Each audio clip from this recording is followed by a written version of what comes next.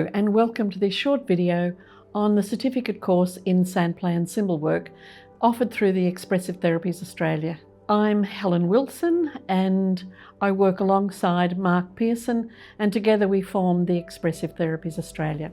Our course on Sandplay and symbol work is offered currently in Redcliffe in Queensland, beautiful by Moreton Bay, and in Singapore as well. What do I love about Sandplay Therapy? Look, I've got to be honest with you and say, what don't I love about Sandplay? One of the key things is that ownership of the narrative and authorship of the narrative always belongs with the client. Sandplay and symbol work are two beautiful, elegant tools that introduce a sense of beauty into the therapy room. There is always something beautiful in a sand tray. Over 35 years, I can honestly say I have never seen an ugly tray. I've seen chaotic trays, I've seen confusion in trays, I've seen lots of things take place in a tray, but there's always beauty and there's always an essential truth, that it's the truth of the person in the moment, even if they don't have to say it. So for instance, having a collection of beautiful symbols like this one is really lovely as a counsellor who's going to be sitting in their room for 8 hours a day. So lots to love about Sandplay. So the training in Sandplay therapy has been conducted across Australia since 1991. In Southeast Asia, we've been very fortunate to teach Sandplay since 2001. And we also have taught Sandplay in New Zealand and in the beautiful Czech Republic in Eastern Europe. The training team, Andrea Snow, on the Sunshine Coast. Andrea has been working alongside me for nearly 6 years now, and Paula Huggins in Singapore. After working for several years, creating manuals and writing manuals and rewriting them on the course in Sandplay and symbol work, we decided we may as well write a book about it and publish it. And so we say that the book is based on our training, the training is based on our book. The style of Sandplay therapy that Mark and I teach is based on the principles of Kalffian Sandplay from Dora Kalff. We completed advanced training after our initial training. We completed advanced training with Dora Kalff's assistant, Ruth Aman. Ruth was the immediate past president of the International Society for Sandplay Therapy. Now, it's very easy, and we hear this comment all the time, so you don't work with adults. There's a misconception that Sandplay is only for children or young people. It's not. It works so effectively with adults who at first might go, what have I got to do? A box of sand? That's easy. So it's very effective working with couples. It's very effective working with families. So why would we be focused, or why do we have this passion for Sandplay therapy? Look, Western therapy has often privileged left brain methods such as talk, logic, and finding solutions or creating solutions. Sandplay is a tool that integrates or looks to integrate both left and right hemispheres of the brain. When I first started teaching Sandplay and using it in my practice, neuroscience was just something very new coming on the market or coming into the field of counselling. And now we find that to be effective, therapy has to include both the left and the right brain. Sandplay includes the whole of the nervous system. There's the thinking, the body is moving, choosing the symbols, placing the symbols, shifting them around. Sandplay offers an expressive strategy for navigating a person's internal state. And as I said earlier, even if they can't tell you the words or they don't know exactly how to express themselves, the picture is there for them, and they will go away with that picture in their minds rather than any fancy words I've said. One of the things about Sandplay is that it never denies the intensity of a person's emotional life. Whatever level their expression is at, it will accommodate that. There's a growing evidence base for Sandplay therapy. And it's so fortunate that this is happening now. The research began in the 1940s, and there's been a rapid increase in the last 20 years. When I first started working in Sandplay therapy, or working with Sandplay therapy and symbol work, there was this notion that it was sort of almost a fringe element to counselling. and that the real thing happened in the talk. But in the last 20 years, so much more research has gone into this field. So the research includes systematic reviews, meta-analyses, and fortunately some randomised controlled trials. In 2019, there were 16 randomised controlled trials into Sandplay therapy and 17 effectiveness studies. In 2022, there were actually 40 quantitative studies. So the outcomes seem to tell us that Sandplay is as effective, if not outperforming, the traditional talk methods. And I think that says something about the preference for clients these days. So people ask us, what's the difference between Sandplay therapy and symbol work? Well, in actual fact, they can look pretty similar. But Sandplay is free and open. There is no topic that's decided by the counsellor.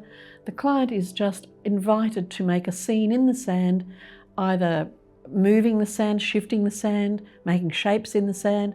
They can then add symbols, and then they talk about what they think they have created or what happens for them looking at their creation. Symbol work, on the other hand, is more directed by the counsellor. The counsellor will, after talking with the client, choose a topic and then suggest, let's choose some symbols that might go with. So for example, a child might have a really bad experience at school, and the counsellor could say, can you choose a symbol for the teacher that helped you the most? Can you choose a symbol for how it felt when the other student was mean to you? Can you choose a symbol for how it feels thinking about going back to school? So that's the key differences between them. Sandplay looks incredibly simple. A lot of people go, well, it's just a box of sand, a bunch of toys, and away we go. And it's not that simple. It should really only be used by people who've trained in the method. The tray has quite specific measurements. There is sand and water. The sand has to be fluid and malleable, not sand that will stick together, and a collection of miniature objects. Now, we don't need rooms full of objects. Even a small half-size bookshelf with some objects on it will be enough. ACA and PACFA, the two predominant professional associations in Australia, have both endorsed the course as professional development. The structure of the course, it's a 12-day course in person. We do get a lot of requests, is it online? But we believe that there has to be the in-person element to Sandplay therapy, able to touch the sand, able to choose symbols that you hadn't seen before. The 12 days are spread over 4 3-day workshops. There are online case presentations that participants in the course offer. The course totals 87 hours. There are 2 course assignments, and we give participants the opportunity to do the assessment tasks or not. Those who do not do the assessment tasks get a statement of attendance, and those who do the assessment tasks get a certificate. So there are 4 topics. The first module of 3 days is simply those foundation skills. How does this work? What is it? What equipment do we need? What do we need to be thinking about? What are the ethics involved in using Sandplay therapy? In the second workshop, we go from theory to practice. In each of the workshops, every participant gets a chance to extensively work with the sand and the symbols for themselves. In the third workshop, we look at Jung's typology of the individuation process. How do we become, I suppose, the version of ourselves that we want to be?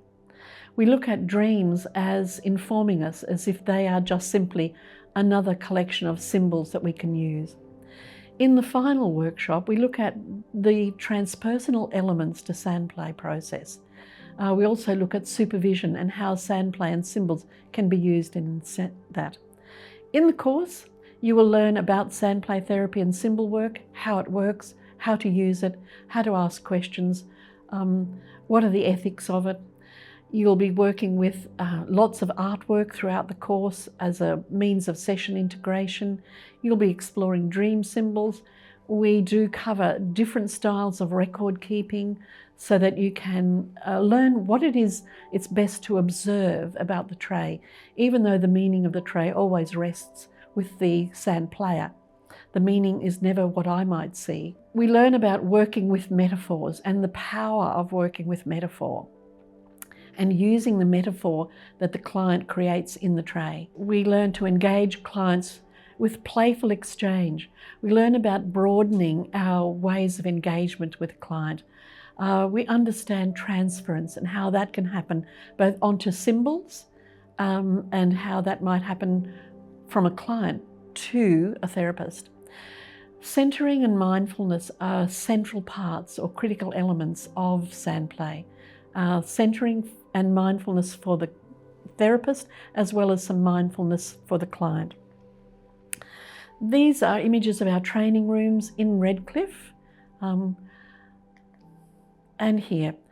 If you are interested in Sandplay and symbol work and the course, you can download the flyer, which is very informative. Download that from our website.